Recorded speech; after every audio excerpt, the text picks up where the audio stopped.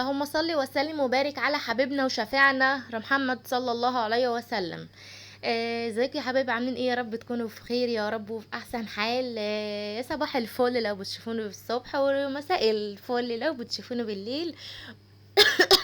سوري معلش، واكتبوا لي في الكومنتات بتتابعوني من انهي بلد، ده شيء بيسعدني جدا جدا، والفرحه بتبان على وشي، والبسمه كمان ممكن البسمه دي تبقى ضحكه صوتها عالي كده بسببكم. ويا بخت ما نفرح حد او ضحك حد او كتب له كومنت كده حلو، ايجابي كده بيفرحه من كل قلبه في وقت حزنه او وقت هو متضايق فيه. عاملين ايه يا حبايب قلبي؟ ادي المدارس بقى وجو المدارس مع جوع بالليل، يعني كله خلطبيطه كده. حاسه السودان ياما. النهارده احنا كلنا، طبعا كنا واكلين حوالي من الساعه 6. بس جوعنا تاني الصراحه يعني، ومش ده المعتاد خالص، يعني مش طبعنا اللي احنا نجوع خالص.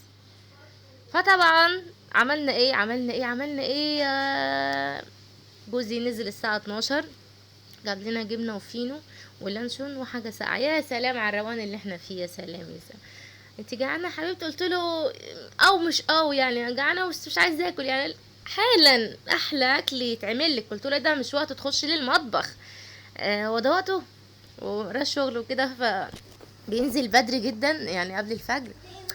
فقام قايل لي لا وده معقول يعني حاجه تفوتني؟ يلا يا ولاد تعالوا معايا. خدهم وراح جاب الاكل، وجي بجد يعني كانت اكله خفيفه وسريعه بجد، ما فيهاش تعب ولا مجهود، تسلم ايده بجد. آه، يا رب يخلي ازواجكم وعيالكم وتفرحوا بيهم يا رب. ده بيبقى تقريبا الفطار بتاع الاطفال هم رايحين المدارس، وفي اطفال بياكلوا فول وطعميه، وجميل جدا ده اللي احنا كلنا اتربينا عليه. بس طبعا الجيل اليومين دول اللي طالع مش كده. بس طبعا ما تقلقوش، يعني ده كام يوم كده بس في اول المدارس، وبعد كده هيرجعوا الفول والطعميه. ما تقلقوش يعني حاجه بسيطه. طبعا احنا فتحنا اللانشون كله بالمقص، ودي طبعا جبنه تلاجة دلع بموت فيها، اقسم بالله حرفيا خطيره خطيره خطيره. احسن جبنه بالنسبه لي في العالم كله. يعني انت لو حطيتولي كده في وسط مصنع جبن هاكله حاف وانا قاعده. عامه يعني القالب ده اصلا يعني ما عادش لتاني يوم. صراحه يعني. وده كان اللانشون بالفلفل الاسود اللي حصل وكده. تقريبا خلصنا السندوتشات، وانا مش ملاحقه اساسا، انا عماله اعمل السندوتشات خلف الكاميرا، الاقي اللي انت السندوتش كده اللي يعمل ايه كده، وعاملين ايه يزغطوا في ابوهم بقى، خد يا بابا خد يا بابا. طب يا ولاد اصبروا لما اخلص. طيب بس مفيش. عامة احنا كده خلصنا وصبنا الشويبس، وبعد ما عيني عملت الاكل قعد يقول لي خلاص بقى كلوا انتوا وايه، انا لما اصحى ابقى اكل. قلت له لا، ودي تيجي يعني بعد ما تتعب يا عيني وتنزل وانت عايز تنام وراك شغل، وبعد ما اعمل اكل وكده وانت في الاخر ما تاكلش؟ لا ازاي ما تجيش؟ طبعا قوم كل. ان ما اكلش الاكل هيخلص، انا بقول لك اهو.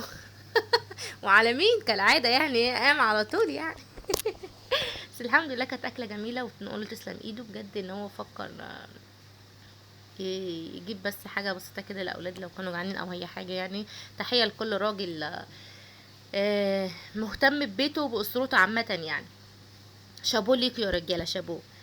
دي كانت نهاية حلقتنا، وخلصنا الحمد لله. وتنزلوا فجروا الفيديو ده من اللايكات.